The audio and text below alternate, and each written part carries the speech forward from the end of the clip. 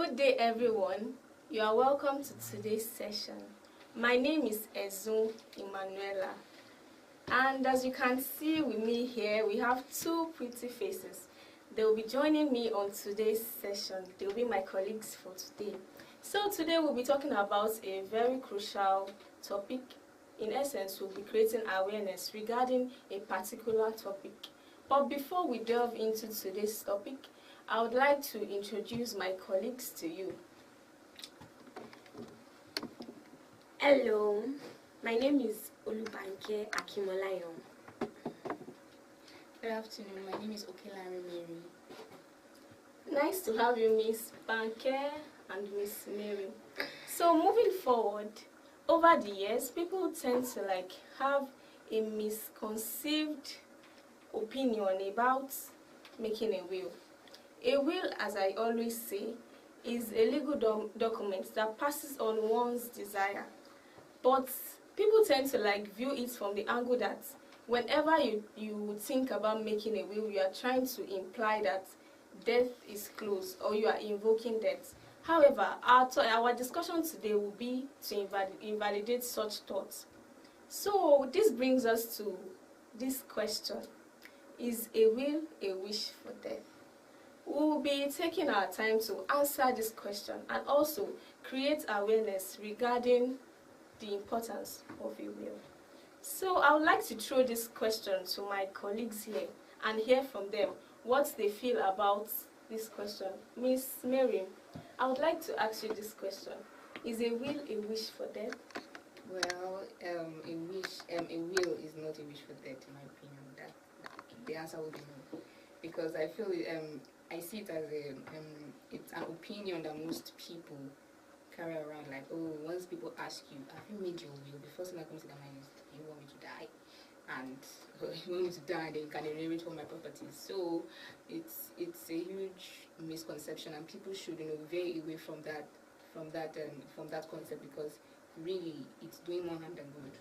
I see a will, as you making a will, as a way of creating stability and also having peace of mind that they're well catered for, they're well provided for, and you don't have to, think and then one insult or bad name will follow you to your grave. It's like you creating a legacy and then for your loved ones to follow. So that's my opinion about it. Thank you very much, Miss Mary. So over to you, Miss Banke. As Miss Mary has rightly said, she's in accordance with what I was saying, that a will is not a wish for death. So I would like you to shed more light on where exactly this perceived conception, this misconceived thoughts stemmed from. Well, I would say it started from the African man's normal belief. Every African man or black man wants to, actually I think almost everybody wants to live to a particular age in life. I would say they want to grow older, they want to have achieved certain things. We all set goals for ourselves in life. We want to have seen grandchildren, children, and all of that.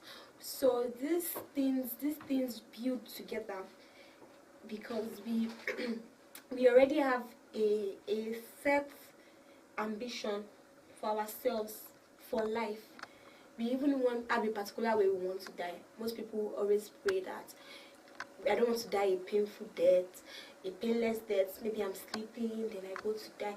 However, this is not an invalid thought. It is very, very valid. I mean, that wish it makes a lot of sense. However, we need to know that the notion that when a person makes a plan for death, like making a will, means that he is soon to die, is a myth. And this myth should be left on the screens of our old Nollywood movie.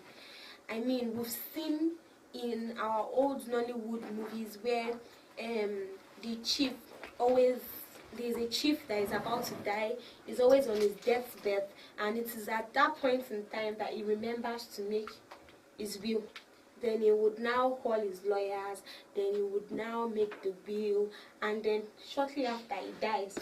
I mean, this does not portray a very, very good image of the will. So these things come together to create a facade in the minds of people to say that whenever a person is making a will, it should either be on his deathbed, he's probably going to be invoking death, he's probably about to die, or he's sick. I read in a newspaper once where a person was like, she went to make a will, and her friends that she called as evidence asked her. They said, "Are you sick?" They were worried about her genuinely, and this thing, it should be a norm. It should really, really be a norm. It should not be something that would warrant such questions. So when we talk about making a will, I would say it is a precautionary measure. Just like when we build a house and we are making a strong foundation, and we make the foundation strong to be able to withhold bad weather. I mean, there are so many instances where we make preparations for future purposes. We buy fire extinguishers. It's not like we are praying for a fire. It's not like we are hoping that a fire will break up, but we just have to make precautionary measures. I think it is high time that people start to look at a will in the same light as this, because a will is a precautionary measure to death. It is not a wish to death. That is the straightforward answer. Also, when we look at what is going on, I would say the origin of, in Africa at least, of a man or a person is leaving his legacy.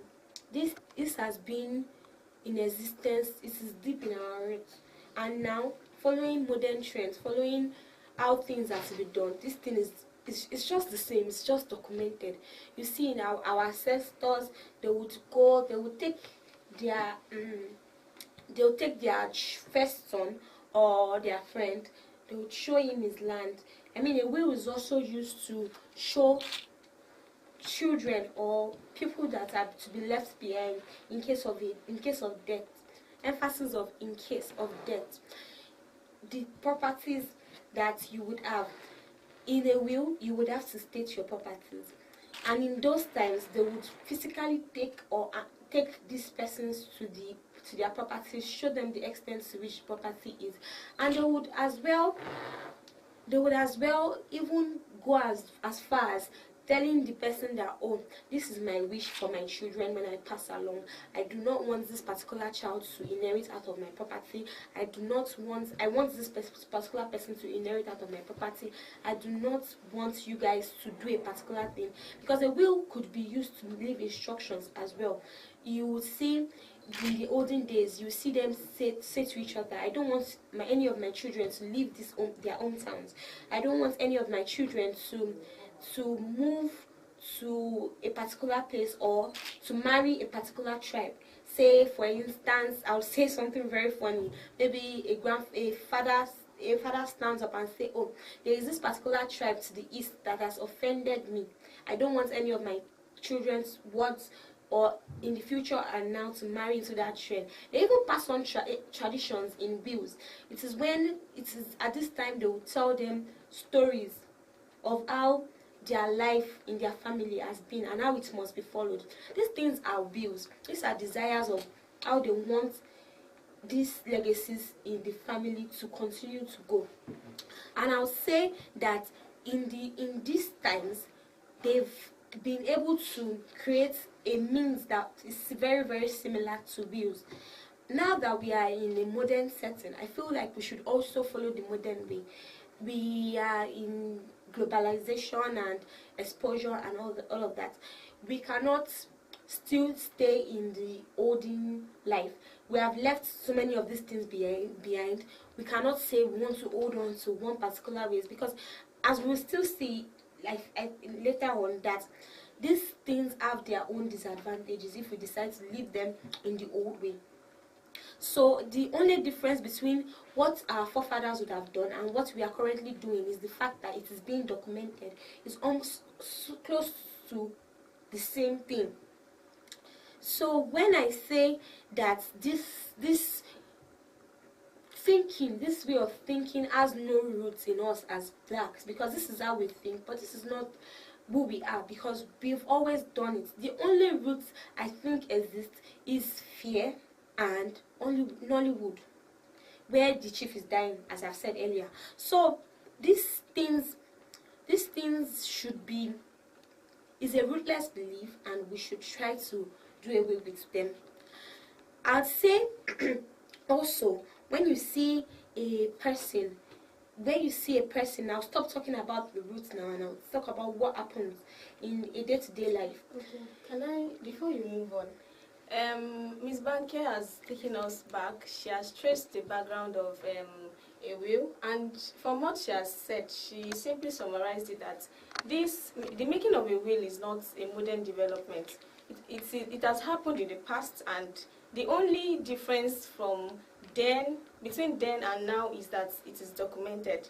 So this ideology, this perceived ideology that maybe will is a modern development, it invokes death, no, it's not right. It happened in the past. Our ancestors did it. It's just that it's taking another form. So she has simply told us that now, and next she'll be moving forward to, I'd say, the realistic point of view of how it is right now. okay. If you walk, according to statistics, Okay. 10 out of 10 persons in Nigeria, 7 persons do not have a will and do not plan to ever have a will. So if you move to each person, most of the people, especially the youth, you ask them what they believe. You see the person standing very, very strong against misogynistic beliefs and all of that. For example, a tribe such as Edo, which their practice is that the male takes everything, probably in trust for the remaining of the siblings, but the first male son alone can inherit the property. Female cannot even dream of it. Now this particular culture goes directly against any form of thinking where you say things should be equal. Then you see a normal man on the street trying to talk and say that culture is should be abolished, it should be reduced, because it is directly speaking against women. You see women as well say these things. However, you ask him, hello sir, have you made a will? And his answer is no. No, but what really? I mean, you are one of the reasons why, and most likely he's also probably an Edo man about to have a boy and a girl. He probably has one house, and then is in his speech is saying that he does not think that if man should be the only one to inherit. It is a misogynistic view. It reviews patriarchal ways. However, the way you are walking, the places that you are going towards, your own family, your own party will also end up in the same means. So what you are saying, or what you stand for, or what you are communicating, in no way meets up with your attitude. This contradicts themselves directly. So I would say, if a person in whatsoever way is against a particular view that says that women or wives or widows, as we call it, should not inherit, or say a particular type of people, say children born outside wedlock and all of that, should not inherit, you should be a solution to that problem. One of the big, I feel like that's like the first solution. That's the only solution, that your own family will not end up like that, is to write a will. So when we also talk about the issue of when a person is thinking that, oh, he doesn't need to make a will, you ask yourself, what exactly is going through this person's mind? I mean, he would look at his siblings, he would look at his children and say, my children will obviously not fight for their will. I mean, looking at it, that's how everybody thinks. Or what do you, I'll say,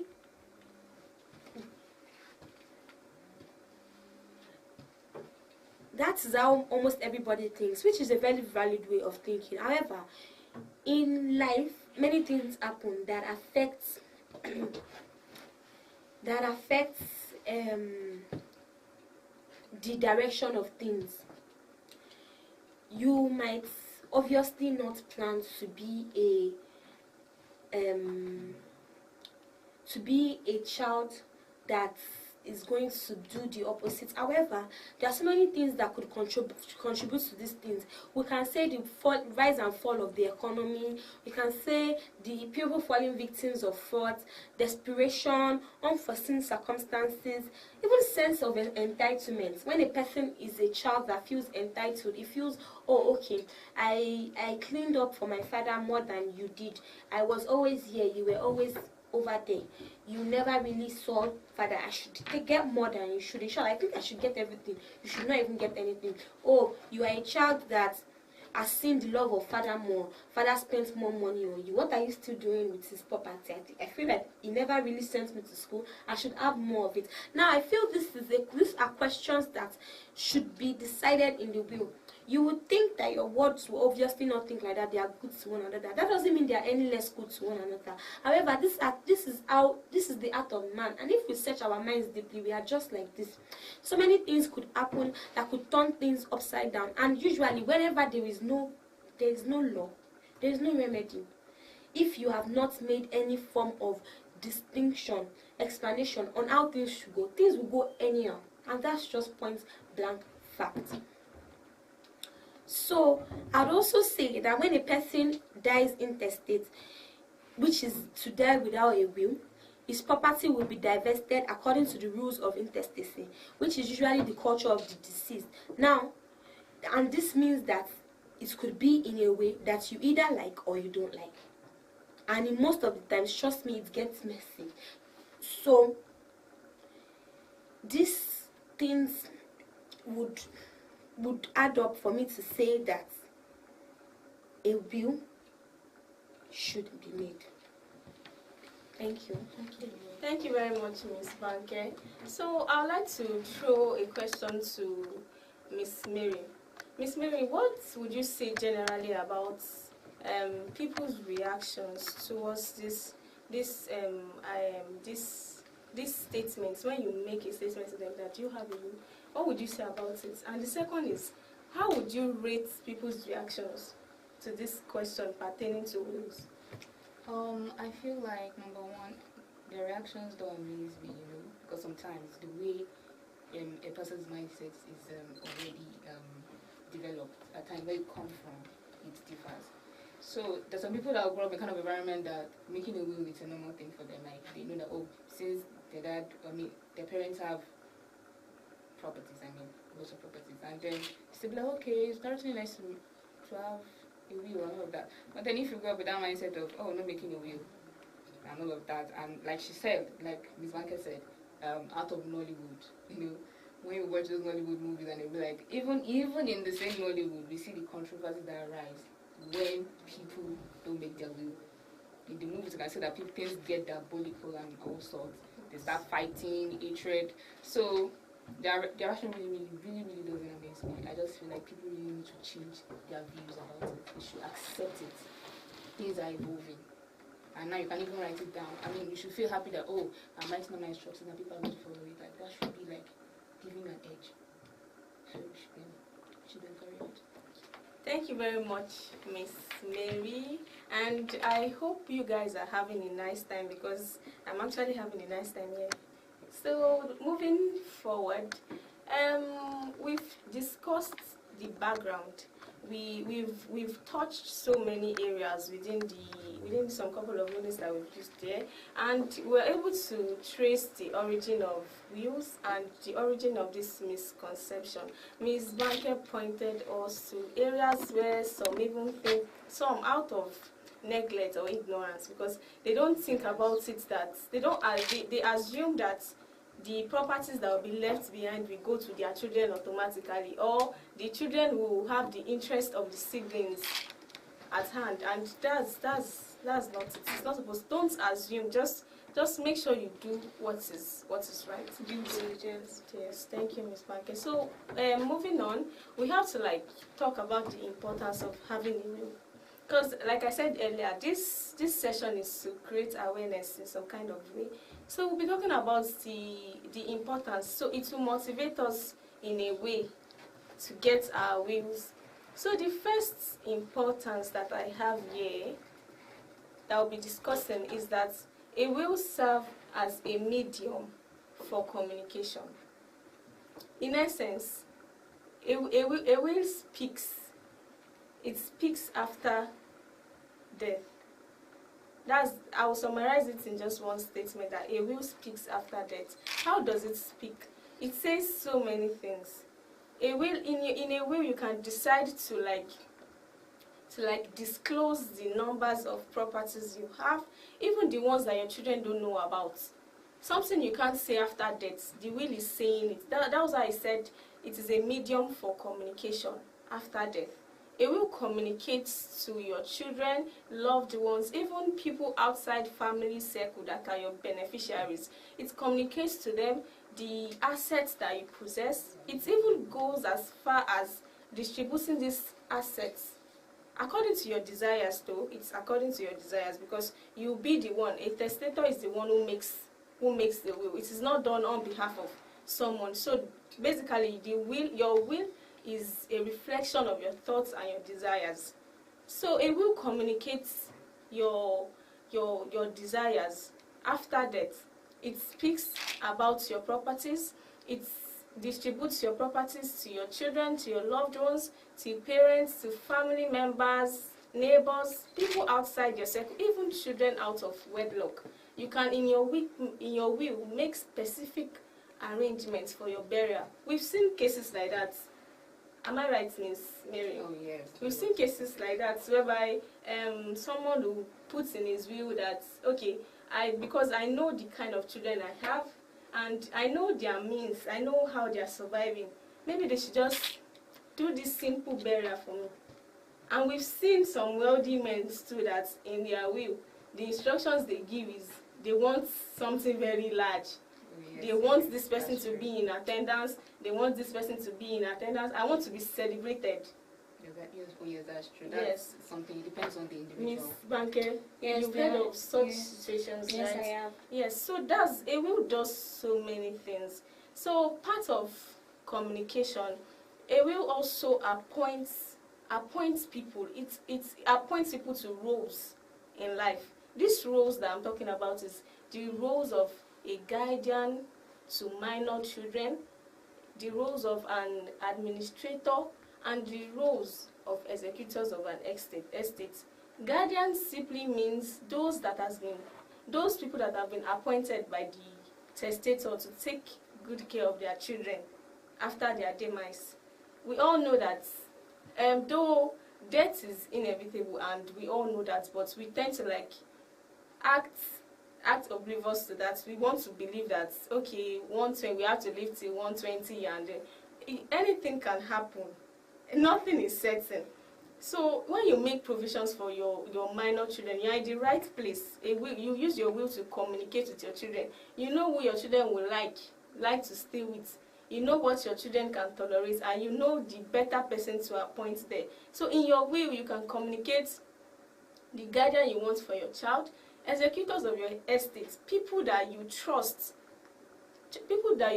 that can handle your properties well, people that you trust that they will manage your properties in a way that it will be of benefit to your children or your loved ones. So your will gives you that liberty to do things the way you want. Even we've seen situations whereby in a will, the testator decides not to even mention the family.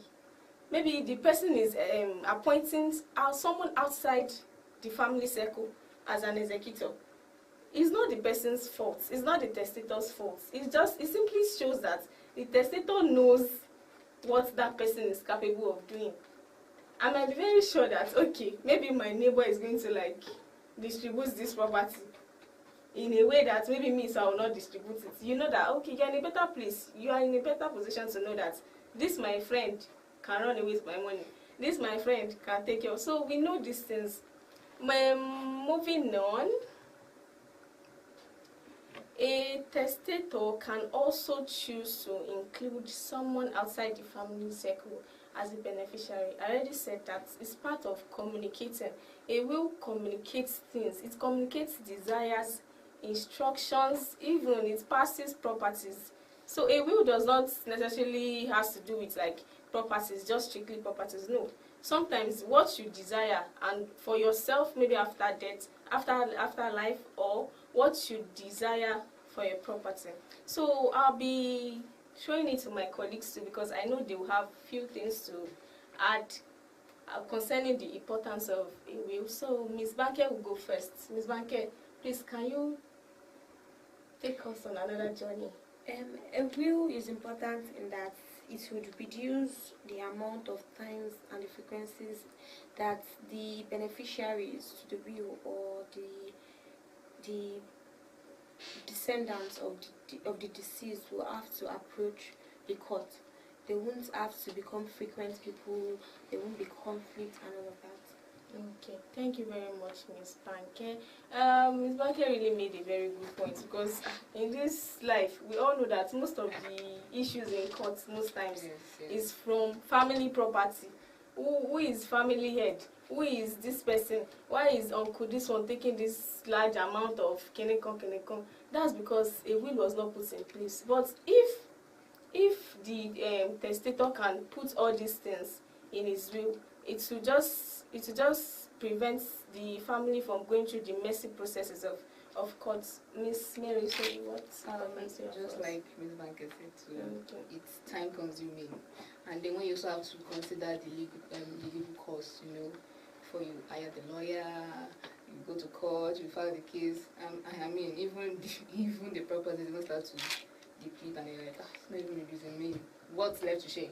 I mean, it's very, very expensive and time consuming, and we all know litigation can be in our country, or maybe don't let me use it that way. Maybe now litigation takes a lot of time. It's time consuming. So That's true. Another point that I would like to add that we all know most is it avoids your property from being shared according to customary rules. What do you have to say about that? Oh yes. So customary rules in this one will only happen in the case of intestate. So when the person dies, when the disease dies intestate. So if a person should die intestate, there are actually two ways of rules of dividing property. Number one is going to come either under the customary rules of a testacy or under the administration of the estate. So this determines on the kind of marriage contract in your life. So if you, let's say now, you contracted a customary marriage, obviously the customary rules of the deceased will apply automatically. And we all know how the customary rules can be sometimes in Nigeria. Ms. Banker mentioned something when she was talking about an Edo man. We all know how the rules can be. It's very, very relegated. I mean, it relegates the women to the background. Like, they don't even see them. So most of the time, you see the males, they'll be the ones to get all the property. Even in Igbo custom and even Yoruba, that's the way it is. So it's not very, very favorable. And especially if you know that yes, you have better things and solutions that you can actually do that is going to be fair, like going to create fairness and justice in the sharing of the property. I feel like that's just the best way. So just write your own will. And also, if you contracted a marriage under the Act, that's when the administration of estates is going to apply. So that should apply too. At the same time, it's also very stressful too. So it's very, very good to write your will. Like section 46 of that Act now is saying that it depends on the kind of condition. Like, okay, so now let's say for example now, a person dies, the disease dies without any survivors, you die without your wife, you don't have relatives, you have children, you don't have children. I mean, different conditions for different circumstances, and then that is just like already all over the place. And we all know how people can be. Even if legislation is already saying, oh, this is how it should be, people still go out of their way to want to do their choice. And I mean, how will you die without leaving your will? I mean, are they not leave it all the way down to legislation of the state to judge how you're going to divide your will? I mean, that's not very, very impressive if you ask me. And also, in circumstances whereby the person, I mean, this is never leave any property, like you don't have any relatives. I mean, nobody, no children, no wives, no families, everything different from the states. Can you imagine that? So why not just even make it? I mean, I know some people that when they make their will, they, instead of them just leaving it, even if they know that yes that they don't have anybody, to just really to one orphanage or the other or a church, you know, Yes. or is those scholarship for some students or particular university, you know, just try to impact the society in your own way. So like that's just how it should be when it comes to a will. So you can use it, do it anyhow you want, that year that you think you feel like, okay, these are what my properties to be developed, and also leaving instructions, that's key too. These are I want it to be, these are everybody. And it's also a way of also including people that you know that, okay, like she mentioned, like Ms. Banke mentioned now, a child born out of a wedlock. child born out of wedlock. So when a child born out of wedlock, that's also a way of you including them. And even now, so even modern people now, you see them even including pets into their will. So it just depends on you. It's up to you, your desires. So you just have to. So these are one of the consequences of making a will. So rule of intestacy is not a very, very good application when it comes to distribution of wills. Thank you, Miss Mary. Thank you very much. And something else that I'd like to chip in is this making of a will is very important for your own peace of mind. There's a peace that comes with, okay, after life, my family is in order. I've done things the right way. They know how. Putting them into confusion. A will puts everything into place. So please, I hope you guys are following us and enjoying this session.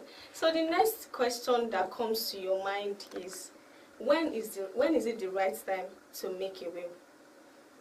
Ms. Banke, do you have anything to say considering that question? A person can make a will when he is ready to leave a legacy, an instruction that comes to your mind, because there are certain instances where, because a will is more like, as you said earlier, a communication in the place of death, even after you've died. You see, when people are watching, because when there's a video recording and they are watching their parents talk, they feel like their parents is talking to them at that particular point in time, because that particular message was intended to be listened to after he has passed away. So this particular, the message of the will could be, you can make it at the time that you feel to pass an instruction, whatsoever the instruction may be. It could be made even when you have the smallest of assets, and you want to say the way it should be divided or shared, or who you want to take the property. In a nutshell, a will can be made at any time you have an instruction. Okay, flowing from what you said, do you feel like there's any limitation to having a will? Yes, there is a limitation to having a will, in terms of the fact that for a will to be valid, it has to be made by a person of sound mind. It must be made by a person of sound mind. It must not have been made under duress. You must not have been forced to make the will. It can also not be made by a child. A child cannot make a will. However, there are certain exceptions to this rule. A person